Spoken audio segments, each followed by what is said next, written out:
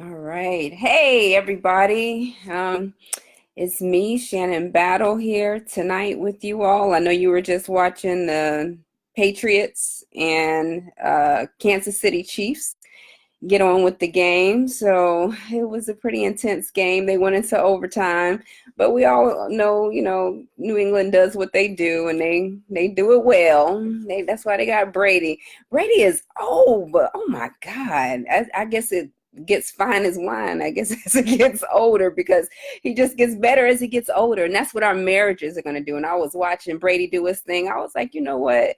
You can't count him out because, he has some season to him, because seasoned people, we got some experience. We know not to break under pressure. Imagine one of those other younger quarterbacks out there doing their thing. But anyhow, hello, everyone. Good evening. You're on holiday break, so hopefully not everyone has to go to work tomorrow. But this is Shannon Battle, licensed therapist, moderator on Marriage Club, one of the moderators on Marriage Club. And I'm excited about this evening's topic because last week when we were talking, there was a question that was posed, and I said I would talk about it this week. And you can't really talk about forgiveness in 15 minutes because I only be on here like 15 minutes, but I do want to at least break it down a little bit so we can understand why it's so hard to forgive. Many people in marriage, oftentimes that's one thing they have to learn how to battle, is how to forgive an offense. So forgiveness, happens. You have to give forgiveness when someone has offended you. So for example, you're in your relationship with your spouse and say they cheat. Infidelity, bam, that's an issue. Or they may do other things that challenge the relationship, and you have to ask yourself, how do I forgive? And you're told to forgive, and people will tell you, that's what God says to do. That's just our obligation, and we should forgive because there are things that we've done and we need forgiveness for them, those offenses that we've made towards one another. But the challenging part that people have when it comes to forgiveness is how to repair the relationship. Because when someone has offended you in some capacity where you've held value to something, then you begin to look at the relationship a lot differently. And when people are saying, you just got to forgive, you got to move on, it's hard to move on when someone has done something to really break your heart as much as you love them. And even it doesn't matter if you've been married 6 months, it doesn't matter if you've been married 2 years, 20 years. When someone does something to hurt you, the person that you love, the person that you value and esteem above anyone else, it really puts a dagger someplace within that it seems like there's nothing you can do to actually touch it to fix it. And it's just something that you have to learn to grow through. So when you ask, how do you forgive someone when they've done something to hurt you? They've done whatever it is in the relationship. People will say, okay, well, you just forgive them. You just, learn to heal through it and you move on. Yes, you do that. But for those of you who are questioning, what's wrong with me? Why can't I forgive? Why is it that this thing seems so fresh to me every time I look at him or every time I look at her? Every time, I'm just sitting there, just the thought, it just comes right at me, and I'm doing my best to forgive them and forget, but yet it just seems so fresh, like it just happened. And some of you are still struggling with offenses that that happened to you, say like 5 years ago. A lot of you haven't healed from that. A lot of people, they learn to forgive, but then they really don't reconcile. Reconcile is when you're back in harmony in the relationship. Or you could have the reverse. You could have people that say, you know what, I'm going to move on from this. We're going to go ahead. We're going to raise our kids. We're just going to learn. I'm just going to learn how to get past it, or I'm going to bury it.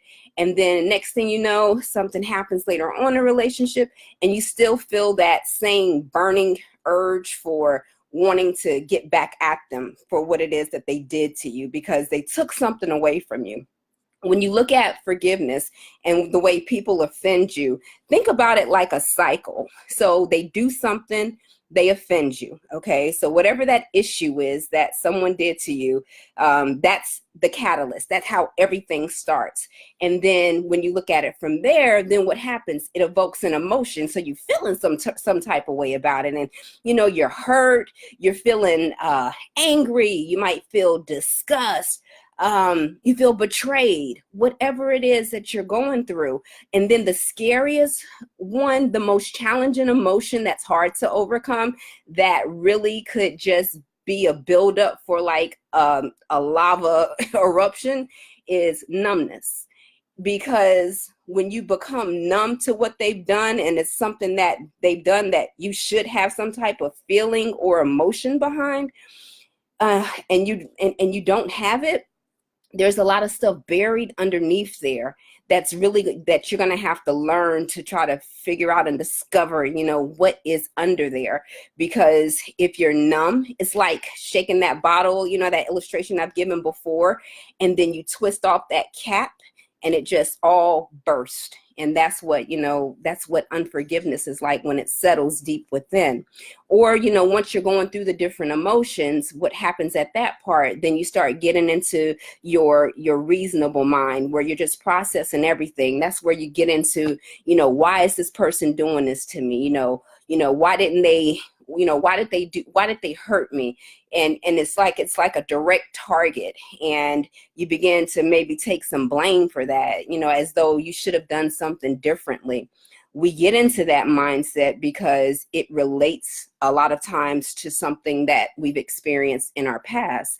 The reason why it's hard to forgive someone that hurts you is because it challenges what your values and beliefs are. Think about it. If you are a loyal person, and loyalty is just what drives you, and then here you are, you're in your relationship with your spouse, and they do something, and it's not loyal, when they cheat, it's like, wow, how could you do something like that? So now when I forgive you for what you did, I also then have to begin to question, loyalty when it comes to you. And this is something I value and I hold dear. This is, something that I carry with me. This is the thing that keeps me strong and makes me who I am. And that's when people have that conflict with trying to really completely forgive, because they lose their values and they feel like they lose their values and beliefs about, who they are in that process. And then oftentimes it's another difficulty, another difficult thing that you all do we all do when we're struggling with forgiveness, is when it's tied to something else someone did to us when we were younger. It was a past hurt. So then they did something to you in the relationship, and now all of a sudden you feel abandoned. But guess what? You still struggled with abandonment when your daddy walked out on you, or you struggled with abandonment when, your mother left you all, for another man or something like that. And then so now all of that associated hurt, it just compounds, and now it becomes alive again for you, because you had those unresolved issues that never were dealt with then. And then now it's resurfaced, and it's like you're living that pain all over again. So you want to get past it, but your beliefs, the way you think about things, the way you view yourself, the way you view life, it just makes it challenging. So that's just the first part, and just helping you all to just try to understand why it's why you're in that position, why it's hard to forgive, why it's not easy to let go, why you choose sometimes to stay angry in a situation, because you want your feelings to be validated. You want that person to know the scars that they've inflicted upon you when they did whatever it is that they did. But with forgiveness, you got to understand, if you don't forgive, you will get sick. You will get physically sick. Think about how anger just makes you mad, and it makes your blood pressure go up. It gives you headaches. Think about how all of that uncontrolled response, emotional response, that emotional hurt that you deal with, how it just takes you to another place, how it causes you to go blank, and you can't focus, and you can't think, you can't be present. Those are the consequences of not dealing effectively with your emotions and choosing not to walk in forgiveness. There are methods that we can discuss next week because we came on late because I was watching the game. About how to forgive. It's definitely some work, but if you're willing to put practices in place, you can do it. It's going to take some challenge. It's going to take some time, but you just have to know where you are. It's like the triangle that I do in therapy is the CBT. So it's your thoughts, your behaviors, and your actions. All of that is connected. So however you think, however you perceive that person, that situation, it's going to cause you to behave and act a certain type of way, right? And then you're going to feel a certain type of way. So it's just a cycle that keeps continuing. But if you can figure out what it is, why does this, what meaning does this have to me? When this person did this to me, when my husband did this to me, or my wife did this to me, what meaning? How does this make sense? And a lot of times it doesn't make sense, which is why it's hard to forgive. So yes, Apostle Wilson said forgiveness is vital, causes sickness. Yes, I'm totally in agreement with that. Forgiveness and reconciliation are two different processes. Yes, absolutely. Forgiveness for me is not the problem because it's for me to, but because it's for me. The forgetfulness is what I had to work through. There's no way you can forget when someone does something.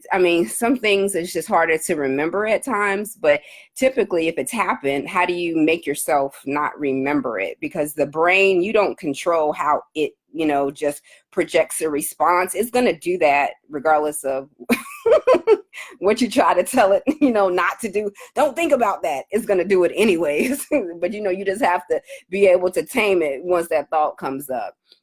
Okay, Jason asks, what if the person that did the problem starts to have a nasty attitude like the problem was done to them? How can one forgive if they are now being treated like they did the problem?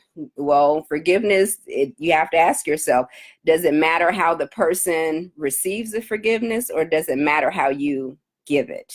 A lot of times we always want to do things that are conditional. That's why our marriages fail. We want to, it's like we have to reward things based on the behavior that makes us feel better about it. Just do what you like to do. Do what you know to do that's going to make that relationship better. It's going to make it healthier. It's just going to make it thrive. Just make you feel better about yourself, because even if the person has a nasty attitude and then you have to carry around the attitude, the rejection, plus the unforgiveness, you're just compounding yourself and you're stressing the heck out of yourself, and you're going to get sick. You're going to become distant.